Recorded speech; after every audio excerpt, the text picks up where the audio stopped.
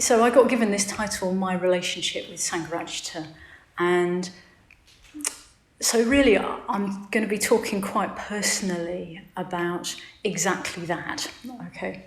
And then I throw in some bits of Dharma where it's the bits of Dharma that personally I use to help me understand what's happening. So this is what it's going to look like.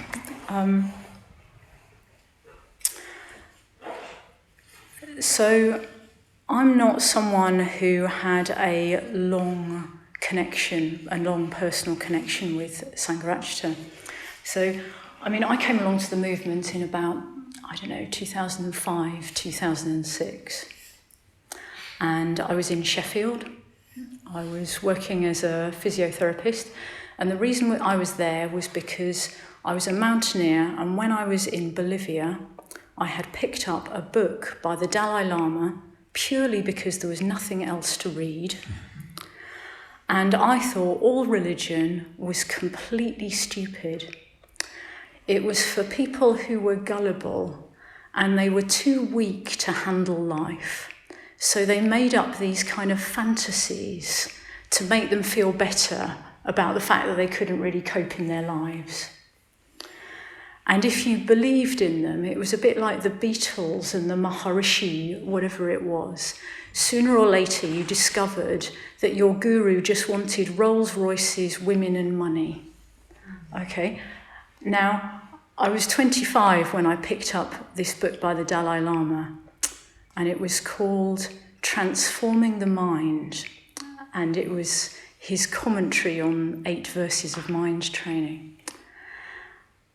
And I read this book, and it was like a light bulb went on above my head, and there was just something where I was going, this is true. Like somebody is telling me something that is true.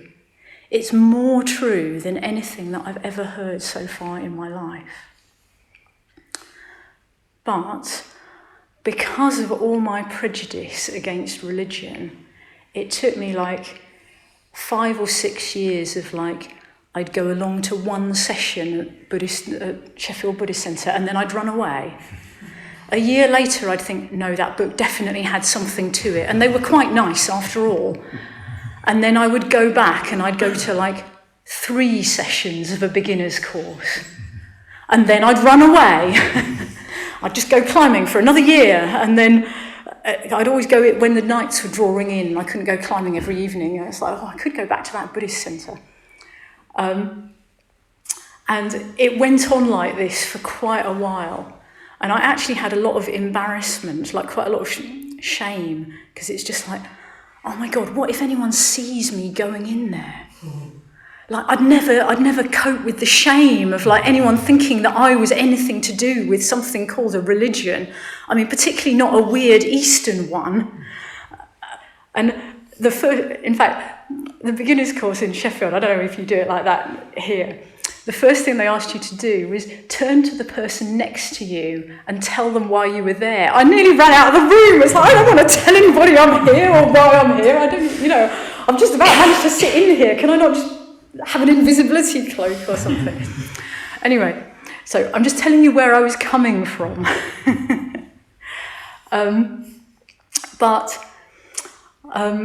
Eventually, so this is 2006, and I had this very, very clear turning point, which was an urban retreat where we undertook to practice for a week, essentially, and there were buddies, and I don't know, Claire was probably on it.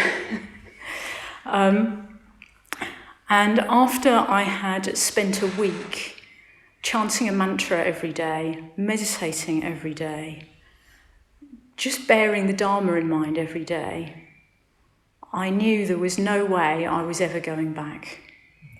So at the end of that week, I asked to become a Mitra, and I knew I would ask for ordination, and I knew that the rest of my life would be about the Dharma. Now, so far, that has not proved untrue. People were quite suspicious at the time. This flaky person that just kept on disappearing all the time, but internally, I knew that something had just happened, and that was going to be me for the rest of my life. Okay, I'm not at the end yet, but it's looking good so far. So then I am taking the Dharma into my life.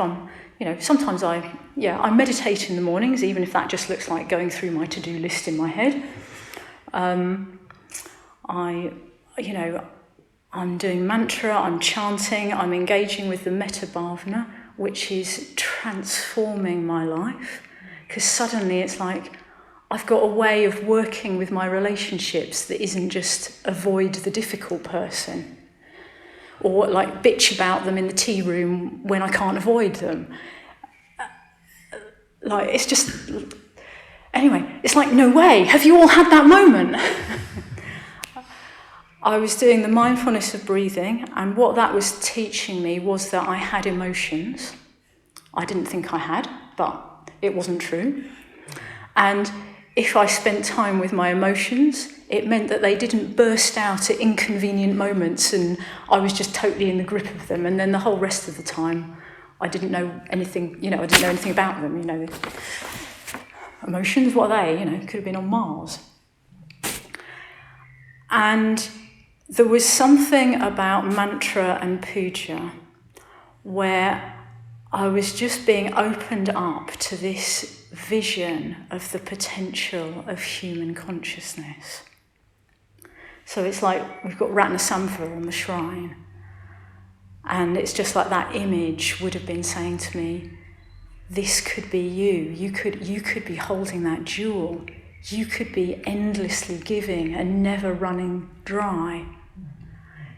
You could be radiating golden light. That's what it could feel like on the inside. I don't mean I'd be actually turning gold. And I was also reading Sangharakshita's books. Now, first I asked someone in the Buddhist Centre what I should read, and they gave me this little pamphlet that took me about 20 minutes to read. And after that, I didn't ask. I just went and looked for the solidest looking Dharma book I could find. And I thought, I was looking on the shelf, and there was this book called What is the Dharma? I thought, yep, that's what I want. I want to know, what is the Dharma? So one of Bhante's books, total classic, and I picked it up and I read it, and then I read it again, and then I read it again, and then I went and bought the others. And there was something about Bhante's clarity. I think actually it was a combination of it was definitely the clarity. So like nowadays, if I pick up somebody like, okay, nothing against these people, okay, like Thich Nhat Hanh or Pema Chodron or Sharon Salzberg or something like that, I feel like I'm having my head pushed into candy floss. I don't know, it's just like the sort of Winnie the Pooh version or something. I just can't do it. Whereas Bhante, it was like that clarity where he's saying, okay, it's not this, you could have this misunderstanding, it's that. And there was a kind of precision and a thinking things through and a logic that I was just like, oh yeah, this isn't a load of, it kind of was carrying on. This isn't a load of woolly nonsense. This is someone telling me about the nature of reality and how I can transform and how I can see things as they really are. And then alongside that, there was this sense of kind of emotional engagement and passion. Like, he wasn't just casual about it. He was saying, this is the meaning of life. Like, this is what it's for. And then I was living it. I was doing these meditations, even if it was my to-do list, which for quite a long time it was. And then I was having my own sense of opening up and being in a touch with a sense of meaning and this vision for what is possible. It was blowing the lid off my life. It was absolutely blowing the lid off my life.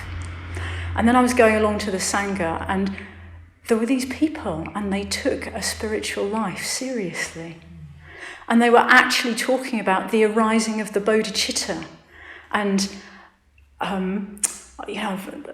we used to have a joke, actually, that could Vajratara give a talk without mentioning the bodhicitta? I'm not sure she could, actually. Sometimes it was kind of like, who could count the number of times bodhicitta got said in one talk? But, this idea of like a force, as if, but like, something that's about enlightenment for me and enlightenment for the world, and that is what my life is going to be about. And to start with, I was terrified by that vision. I was just like, I can't do that. And then I was sitting in the tea room and Vajratara said, well, if we don't do it, who do you think will? And I was like, okay, fair play, good point, well made. So I was meeting a Sangha and like actual people who were living this in their lives.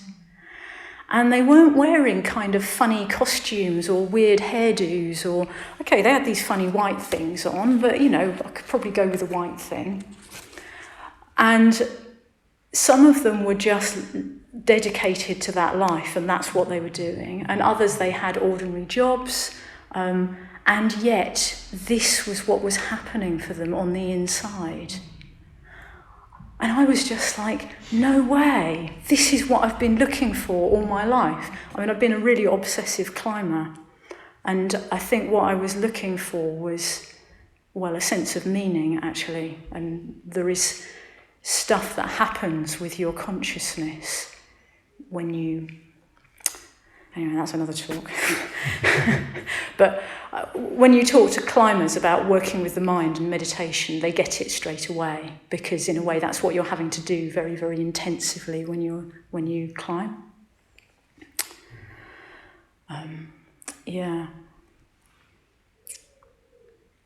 So as I say, like, this is absolutely blowing me out of the water. And then someone tells me, oh, there's this stuff about the FWBO, as was, and Sangharakshita, you better go on the internet and look it up. So then I look it up and I find out stuff about Bhante's sexual activity. I find out about Bhante's views about women. I read the FWBO files, which is like the most concentrated vitriol you could possibly imagine about the FWBO, Sangharakshita.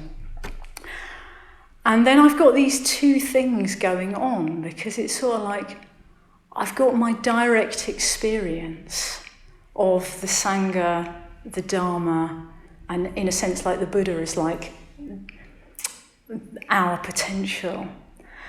And then I've got this stuff that I'm reading and I'm kind of like, they don't match. There's a problem here, they don't match. Okay, where am I going next? So,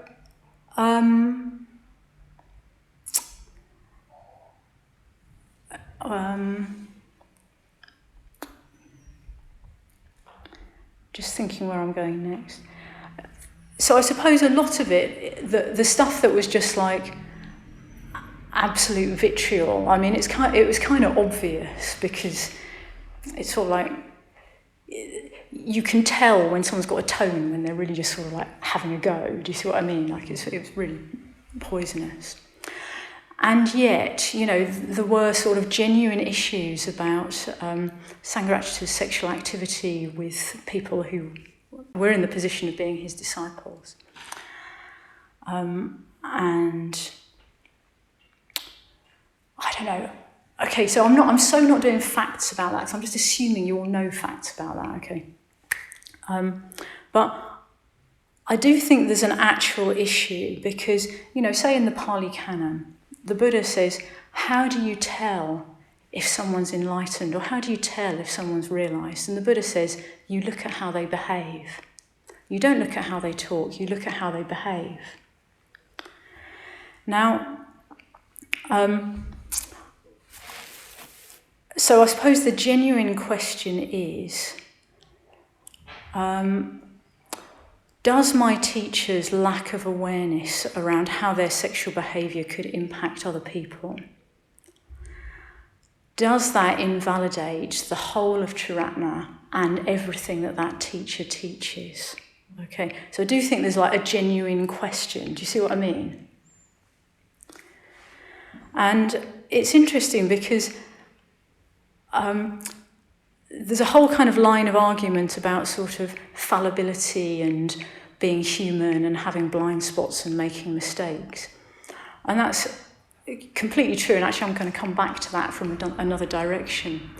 But it's very interesting when it's a Buddhist teacher, when you're talking about that it's possible for a human being to perfect themselves. You've got the path of the 6 perfections, and the first one is the perfection of ethics. And the Buddha in the Pali Canon is described as the perfect one. So it's kind of, there's something about perfection that's kind of set up in the whole structure of what the Dharma is.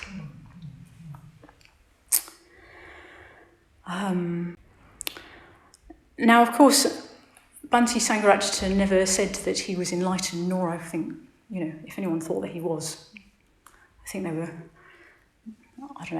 on a wrong call.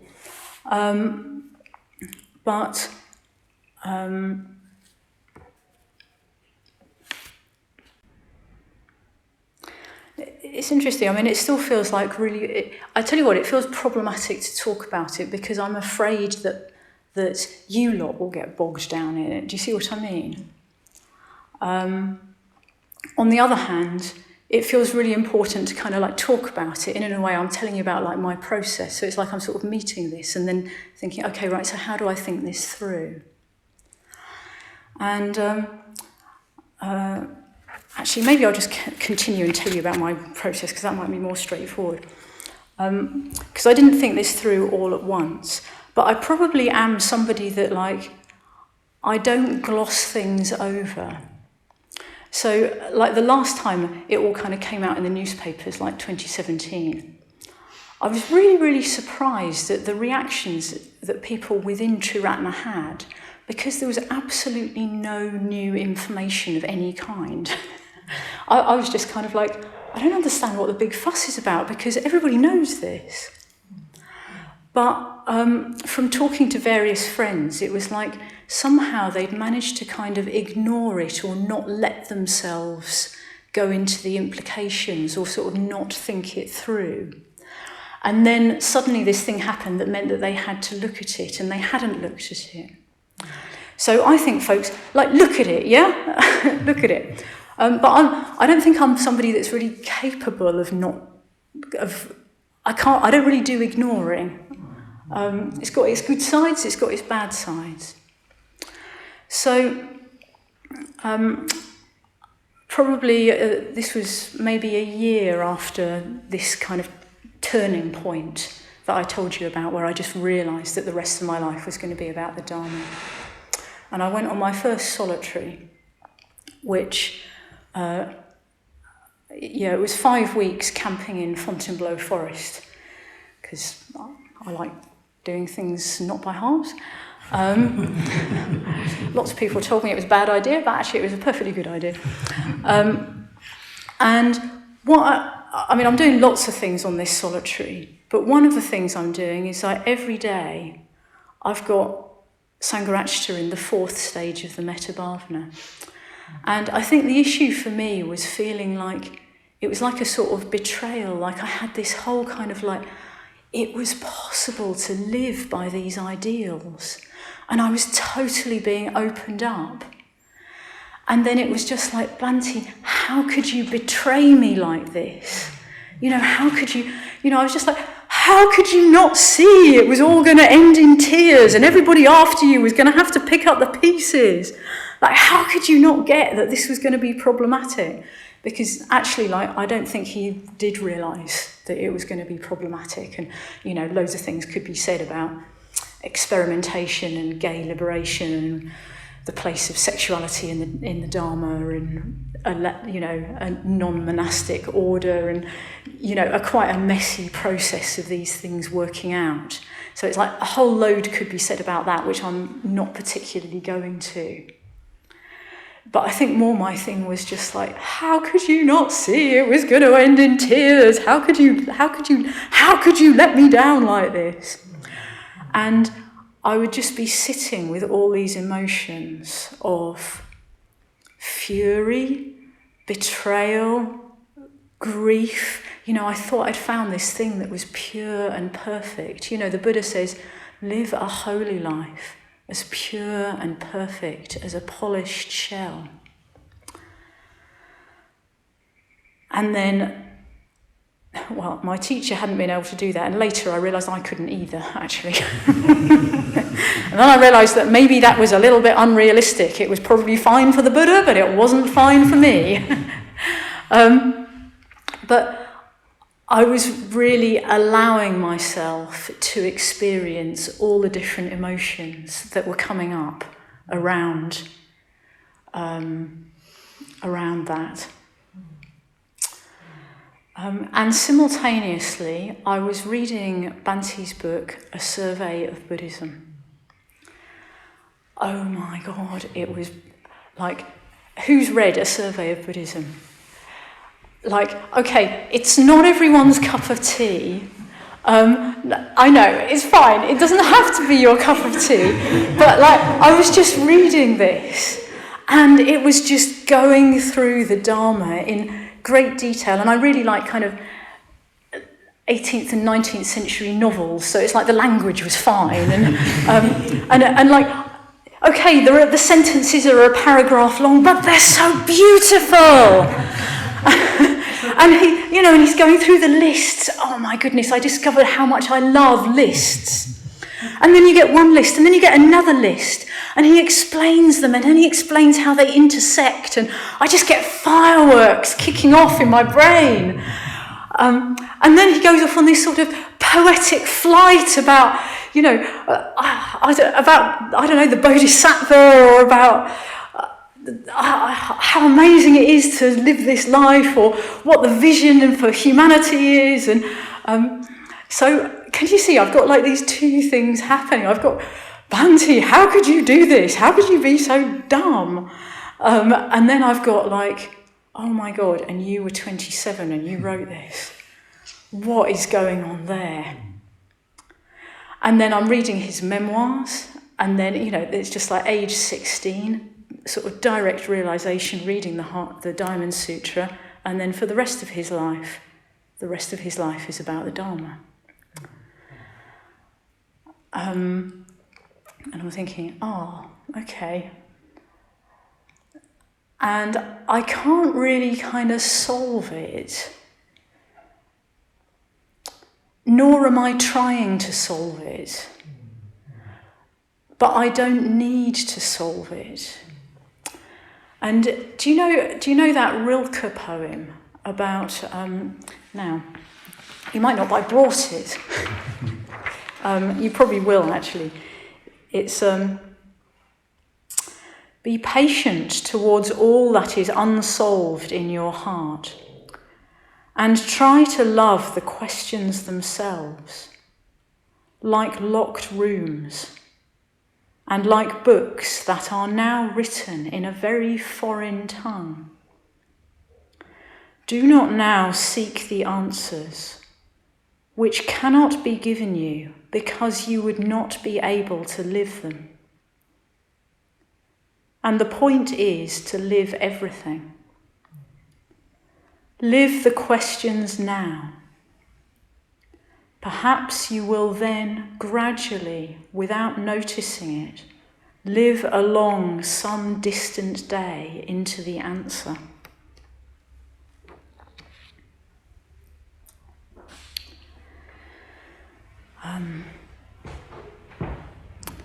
And there's something about, like, I was reading Sangharakshita's words, and, like, do you know what I mean about, like, this sort of truth response? I mean, I think you can use the term faith, but for me, like, the way I think about it more straightforwardly is it's just like, it is like Bhante's description of faith when he's talking about what is ultimate in us resonating with what is ultimate in the universe. And you know it's true because you're part of the universe. So there's something that is like as direct a sense. It's like you hear something that's true and you know it's true. And you know it's being told you on a deeper level than most of the things that you're just encountering in the day-to-day life. And then once you tune in to the taste or like that feeling of that heart knowing this is true, and not just true, but kind of like good, like this is beneficial, like this is onward leading, this is for the good of the world, this is, you just get this sense of like this is good. Like the Buddha says about the Dharma, it is good in the beginning, it is good in the middle, and it is good in the end. And it's like there's a felt sense where it's like that's just true. So that's the faculty that I'm using to know that what my teacher is telling me is true. And then some of the bits, it kind of goes, and you think, and that's like the bell that's cracked, and you think, yeah, I'm not sure that's true. So that would be like, I don't know, about like the spiritual aptitude of women, and I'm sort of thinking, yeah, I'm not sure that's true, actually. But it doesn't really matter because I don't really have to go with that. It's like, there's all this lot, and it's true, and there's a Sangha, and they're living it, and I'm being given the Dharma, and all this is true. And then there are these bits where I'm thinking, actually, I don't think that's true, but I'm not particularly bothering about that. Yeah. So when I came back from that solitary, basically I just haven't had any sort of issues with Bhante ever since. But not because I feel like he's this perfect human being, but because I've gone, oh, this is how it was. That is what happened. That was how it was. And maybe I'll understand more about why it's like that and how this Dharma life works as I go along. And do you know what? That has actually happened. You are going to hear a bit about that. But I do want to say something about the true individual. So, of course, this is a teaching of Sangharakshita. This is Sangharakshita doing one of his... so he takes this Pali Canon early Buddhism term, the Arya Pudgala, the noble person. And this is the person who is getting realization into the way things are. This is like the stream entrant and the once returner and the non-returner and the arahant. They're Arya Pudgalas, they're noble people. And Bhante's looking at this and thinking, okay, well, how's this going to make sense? Okay, let's look at this as being the true individual. And the true individual is someone who is neither a conformist nor an individualist. Now, this is Bhante, not the Pali Canon, okay? But he's trying to say, like, what does it look like? It doesn't just look like the absence of greed, hatred, and delusion. It looks like something positive, which is, of course, one of his distinctive emphases of how he teaches. He's saying, you've got to have this positive sense of where this is going. It might have worked for the ancient Indians just to say, it's cessation, and you've got no more greed, and you've got no more hatred, and you've got no more this, that, and the other thing. But actually, what's a positive sense of what we're moving towards? So then he's talking about the true individual. And so with being a true individual, one of the qualities is that you learn to think for yourself, and you think things through for yourself. And Bhante comes back to this again and again, where he says, you need to think clearly. You need to, put time aside for reflection. Don't just go with things. So, in my opinion, to be a true disciple of Bhante Sangharakshita You need to be thinking for yourself and going through and thinking things through for yourself. And that includes your relationship with Bhante. Now, if you are a conformist, then you're dominated by wanting to belong to the group, wanting to be part of things, wanting to be liked, wanting to be accepted, not wanting to rock the boat. And if you're a conformist, the tendency is to think that you shouldn't think for yourself about Sangharakshita, because he's the authority, okay? And you're supposed to feel a certain way towards Sangharakshita because he's your teacher, and therefore you should feel a certain way. And what that does, if you have that happening, the reason I'm saying you is because I'm an individualist, and I'm going to tell you about them in a minute. So I don't have this thought doesn't occur to me. I feel mystified when other people have it. But it's if you're a conformist and you feel this pressure to be part of and belong, it's very easy to feel that you are being told that you should feel a certain way. And that can really block you being able to think it, to genuinely think it through for yourself and process in an emotional way, like allow whatever the emotions are, even if they're problematic, even if they might mean you have to say something uncomfortable, even if it might mean you don't know what the outcome is, and it might be you can't belong to the group. But yet, that's the work that you have to do in becoming more of a true individual. And for a conformist, there can be a lot of fear in actually encountering, well, what do you think? Like, what's your processes? Now, if that processing doesn't happen, I suppose what I see happening is you then later, you feel like your processing is being blocked and you're being told what to think, and then you get angry with this thing called Triratna, because Triratna is telling you what to think. Well, personally, I haven't met the Triratna secret police yet. Nor have I found the dungeons with the thumbscrews at Adhisthana.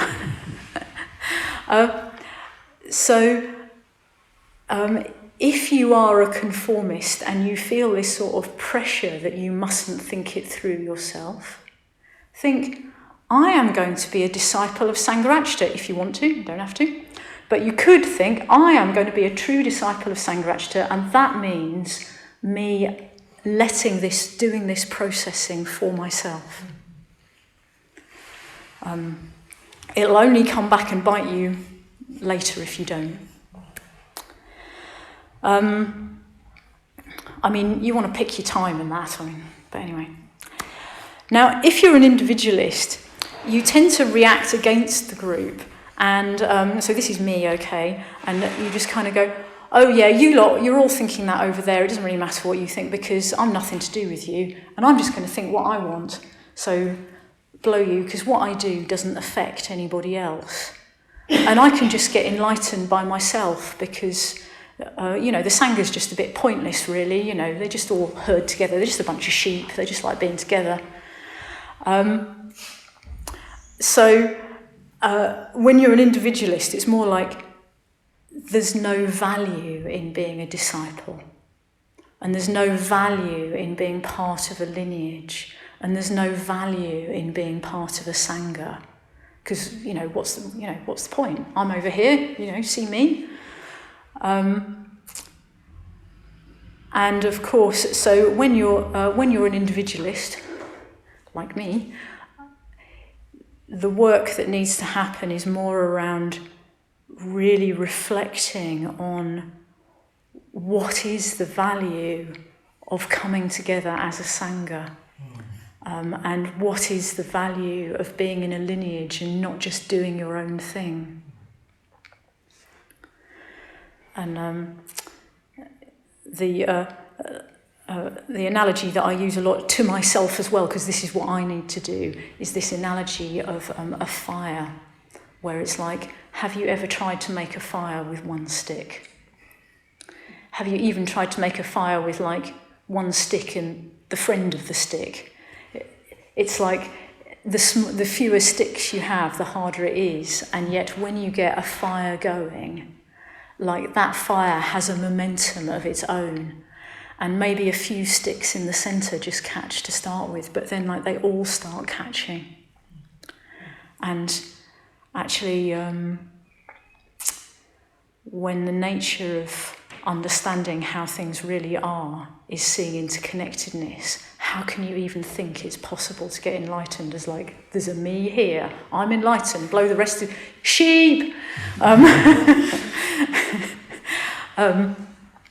So the work I have to do around discipleship, lineage, is more to see that it matters.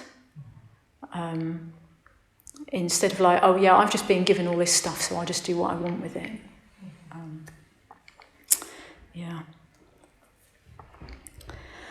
Okay. What next? Oh right, anecdotes. Okay, I did meet Bhante. I met Bhante twice. And the first time I met Bhante, so he was living at Majma Maloka in Birmingham. And so I got the train down from Sheffield. And what I really wanted to do was talk to him about meditation, because after I stopped just going through my to-do list, I was, as well as being blown out of the water by reading Sangharakshita, I also started getting blown out of the water by meditation in various different ways. And I was struggling to handle this, and I was wanting to go and talk to him about it. And so I went, and you've probably heard other people say this, but like, you know, you went up this flight of stairs, and then there was this old chap like your granddad, and he was wearing like a mustard knitted waistcoat with buttons down the front. And there were kind of like lace antimacassars. You know, those things that they used to put on the back of chairs for, you know, the days when people had hair oil? How long is it since anyone had hair oil? And then there were like just books everywhere. And he just completely looked like your granddad and about as charismatic as a tea bag. But like, I just started having this conversation, and there was such a contrast between talking to the person on the inside and the very old chap on the outside. And there was just this sense of him being completely present. And then I started just sort of saying, but I was a bit in shock. This is happening in meditation, that's happening in meditation, and then there's this Buddha happening, and there's this other thing, and there's this other thing. And we just had this, and he was just like, it's like I was telling him that I had cornflakes for breakfast, and occasionally I ate a banana. Like it was just completely, like he was taking me totally seriously. But that was normal for him. Like that, this was just the world that he lived in. Whereas for me, I was just shell-shocked by this whole kind of Dharma world that was like opening up around me, and I just very, very strongly had this sense that like, for him, the Buddhas and Bodhisattvas were just as real as I was that had come to see him. And it was just really, really normalising. I was kind of like, oh yeah, this is, you know, just the world's just different to how I thought it was, isn't it? And that's okay. And I was in Maitrisiddhi with Claire, and I was saying, and they just keep talking about everything as if the Dharma's psychological, but it's not, is it? It's, you know, it's this big, it's really amazing. And he just said, you must take people from what they do know to what they do not. I was like, okay, you mean I could chill out about it? Okay, I'll chill out about it, shall I? And then when I went back that evening, got the train back to Sheffield, and it was about like 9:30 at night or something like that, and I was just in my bedroom getting ready for bed. And then this thing happened where, so this was totally unexpected, I wasn't particularly thinking about anything, but suddenly it was just like there was this intense sense of presence, and it was just like, I was just like, oh my God, Bhante, Sangharakshita. And it was like I was completely flooded with love and this very, very strong sense of Sangharakshita's presence. And it lasted maybe sort of 5 or 6 minutes, and then it faded and went away again. And afterwards, I think probably I asked somebody at the centre, and somebody said, oh, I think Bhante basically does the metabhavana for people he's seen that day before he goes to bed. But it was so distinct, I almost, because I was in my pyjamas, it felt so real. I almost wanted to say, Bhante, I'm in my pyjamas.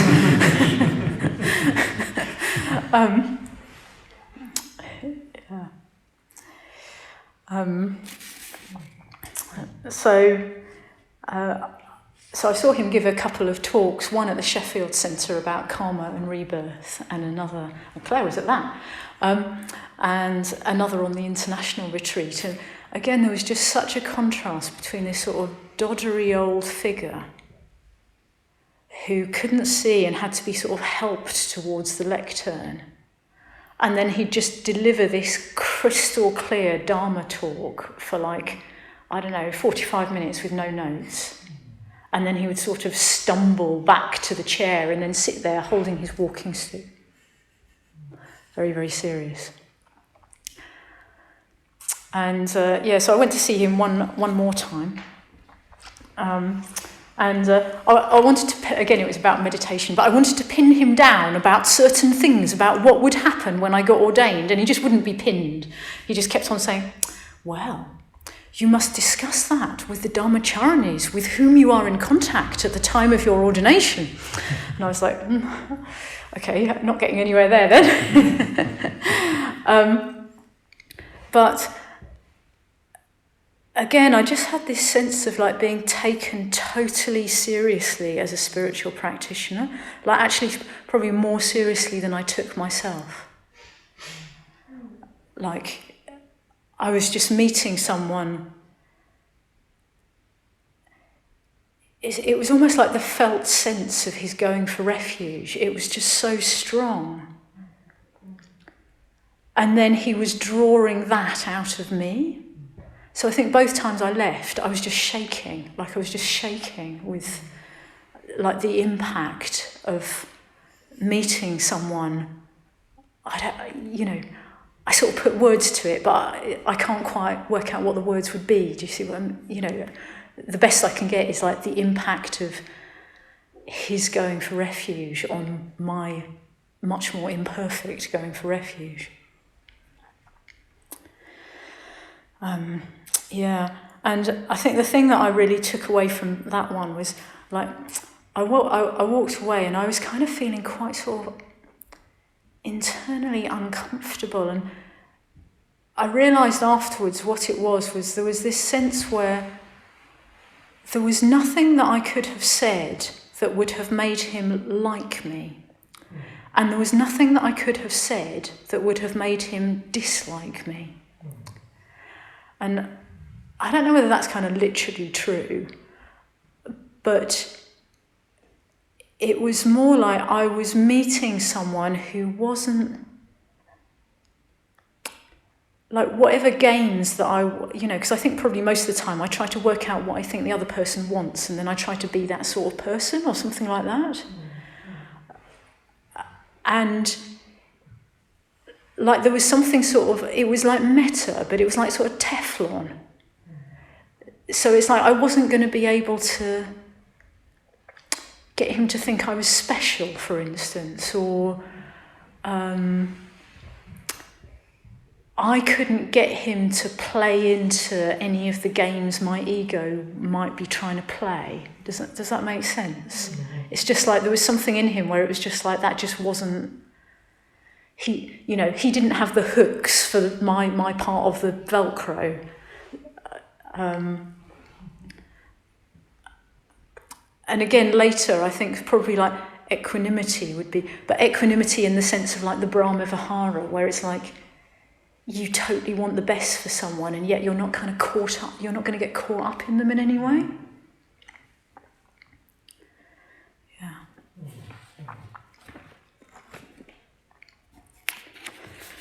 Okay.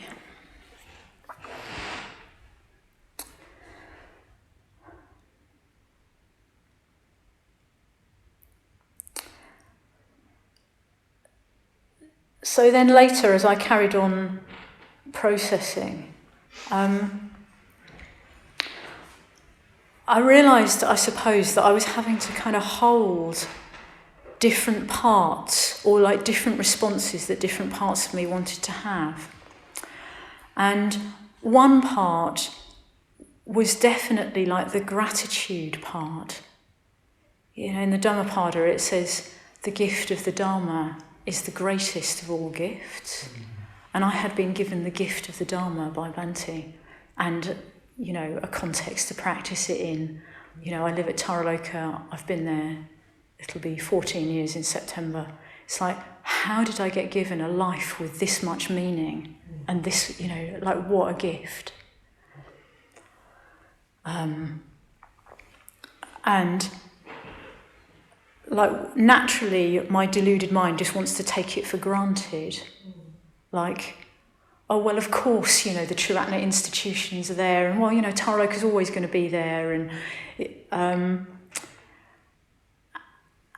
yet it's not so. It's like, how amazing that there's a context for practice, how amazing that I can practice the Dharma. And I think when I went to Japan last year, and I met a culture which, in my personal opinion, has pretty much totally lost the Dharma, and people have lost any sense of what it is. Like, it would be very hard in Japan to find a way as a modern Japanese person, how you were going to relate to the Dharma.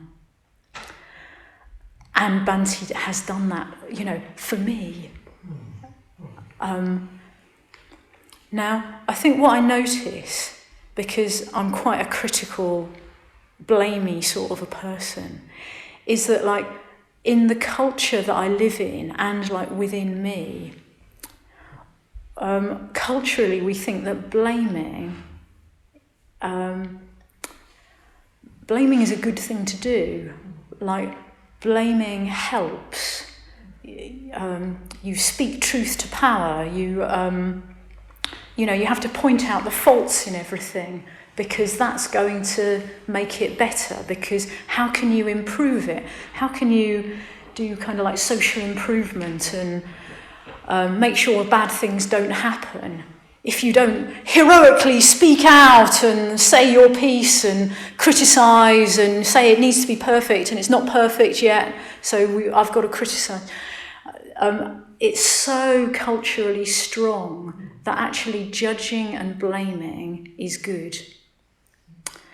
Now, of course, there is a good side. It's like, where's the positive to that? There's a positive which is like, actually, if something unethical is happening, you do need to speak out and you do need to do something about it. And yet, culturally, there's this whole sort of idea of entitlement where it's like, somehow I was promised a perfect world and it's gone wrong. I was promised a perfect NHS where all my healthcare needs were instantly given me. I was promised a perfect education. It's like we've got a kind of idea that we should be living in a perfect world and a perfect society. And we're not, and therefore it's gone wrong, and therefore someone's to blame. And you're not doing your duty unless you point out the blame. Now, there are a lot of unintended consequences to this, like really high levels of mental illness, actually, because when you just focus on the negative, well, what grows? The negative. Like, how much does it actually help?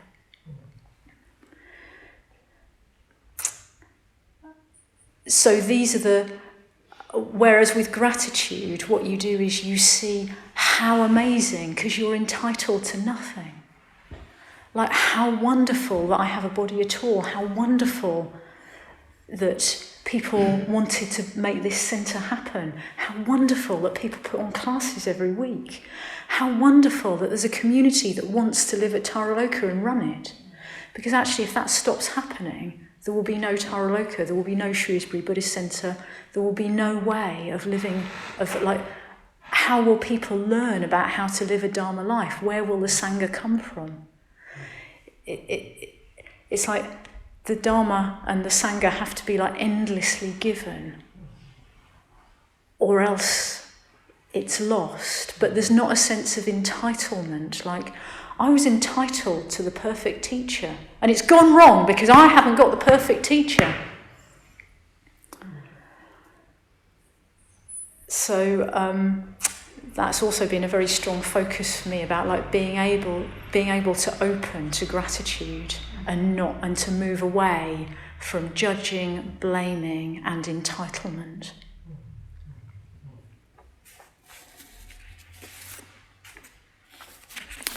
And just finally, I think another piece that has really helped me understand more about Sangharakshita and kind of like I suppose it's like what it's like to be in the teacher role, is, I suppose, myself getting ordained and then acting as a teacher for other people. I should probably say first, like, also, it's like I was doing that trying to live a holy life as perfect and pure as the polished shell and completely crashed. And then realised that I just couldn't do it because I just wasn't integrated enough to do it. And then I had a lot more sympathy for someone else who also couldn't live. But basically, it's like there's a vision and you're trying to live the vision. And sometimes you manage it. And sometimes, like, boy, do I crash and burn. So then why am I judging Sangharakshita for also having a vision and sometimes crashing and burning? This thing about like me as teacher, I suppose it's like I've got to learn how to relate to my own fallibility and my own failure as a practitioner. And I can also see that, like, there's the crashing and burning, and then there's the vision. And it's like the crashing and burning is true. I definitely do unskillful things. I definitely behave in ways I then think, oh God, Maitrisiddhi, did you just do that again? Really? And that's true. And it's also true that I'm in touch with a level of vision. So it's like, well, if it's true for me, why should it not be true for Bhante? So therefore, it's not, so therefore that's asking the question where I was saying, well, there's a valid question about, like, can I trust Sangharakshita's teachings because he wasn't fully able to live by it? But actually, when you look at like the total of his life, mostly he was. It's just like the bits where he wasn't, and that's what gets kind of shown up quite big. But then because I've had to have to live it myself, then I kind of go, okay, fair play. And the other thing is just about the responses that people have to a person who teaches the Dharma. And it's totally not personal, okay? So it's like, if you ever find yourself in the position of leading a retreat, what will happen to you on the final morning, it's guaranteed, okay, is that people will come up to you and they'll say, oh, whoever you are, that was so wonderful. You're so marvellous and so authentic. I mean, I just feel like my whole life has been completely changed, and this thing has opened up, and it's been because of this thing that you said or how you were. And do you see what I mean? It's absolutely not personal. But what it is I I don't know, we're culturally so interesting. We kind of go, no, we don't do devotion. No, we don't do respect. No, we don't do reverence. No, all that's a load of rubbish. You just see a bunch of people ending a retreat. They are just overflowing with gratitude, reverence and devotion. And they want to, and like it all gets fired at you because you're the person that has been the conduit. You know, you're the person that's been kind of saying, well, the Buddha said this, so I'm going to tell you. Now to do with me, but you're the person that stood there and you get very, very strong responses. And I mean, it is quite hard to handle. And I think the only reason I can handle it is because like I live in a community and I've got a peer group and they know that I'm not like marvellously spiritually awakened because they get to see me being a complete idiot. So therefore it's kind of like, it's very, very stabilising. But if I didn't have a peer group, and in a sense, like, you know, Bhante had his teachers and he had people he knew, but in a way, he never really had a peer group in the way that I have a peer group. So really, it's just like, it's kind of amazing that he was as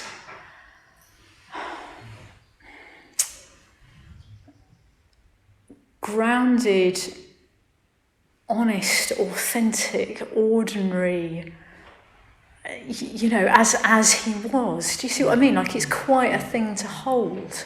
Like, how to be in that position, to be the founder of a movement. Like, I'm just kind of staggered. I just kind of go, well, if I, you know, for a start, I can't see me managing it because I don't think I could do it. But second, if I did, I don't, you know, I think I'd get into all sorts of weird stuff. Like way, way more, you know, anyway. Yeah. Okay, right. Yeah, so I'm just going to finish with a thing that I encountered recently, which is it's about how teachers are seen in the Shin Buddhist tradition in Japan, which is something that I've got a particular interest in. And this is a Japanese philosopher called Kata, contrasting different styles of teacher in different traditions. And I'm not going to go through the different options because we all want tea. But she's talking about how in the Shin Buddhist tradition, a teacher is only ever a teacher in relation. So it's like, for yourself, you're always a practitioner.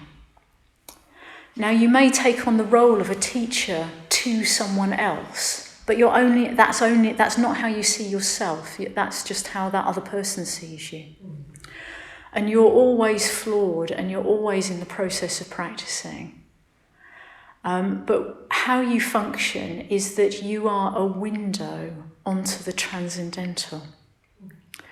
And I really, really like that way of understanding Sangharakshita and also like me as teacher.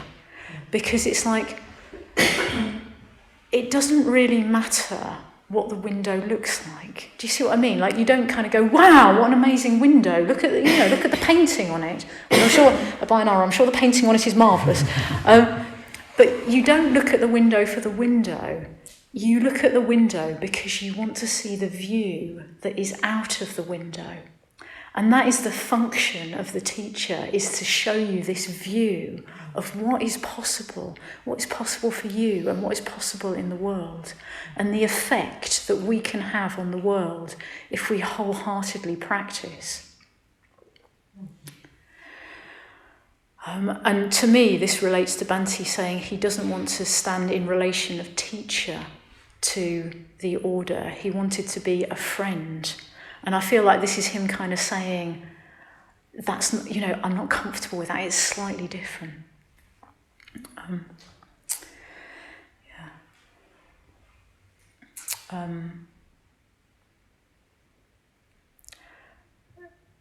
So personally, I just want to say, I have Bhante on my shrine at home. And I feel very, very high levels of gratitude to Bhante. But that doesn't mean that I see him as perfect or that I'm not seeing any of the problematic aspects. or anything like that. It's just more like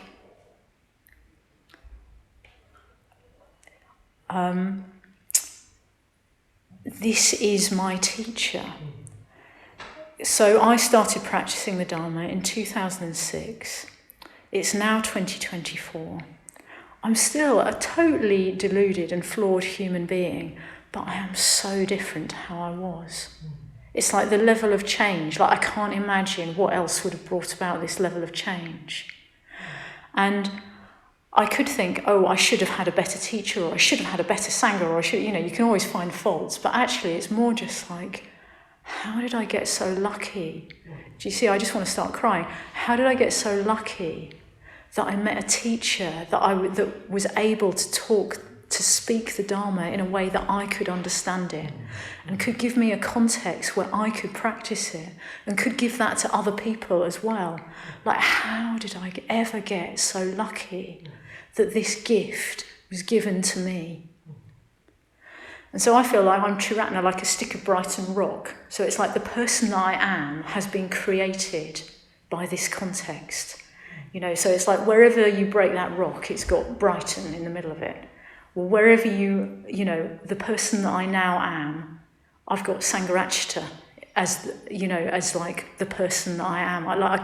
How could I separate who I have become from the context that created me to the person whose vision set up that context?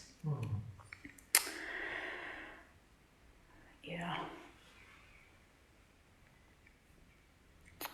So when the papers start going on about cults, next time I'm going to get a T-shirt that says, Triratna cult member and proud.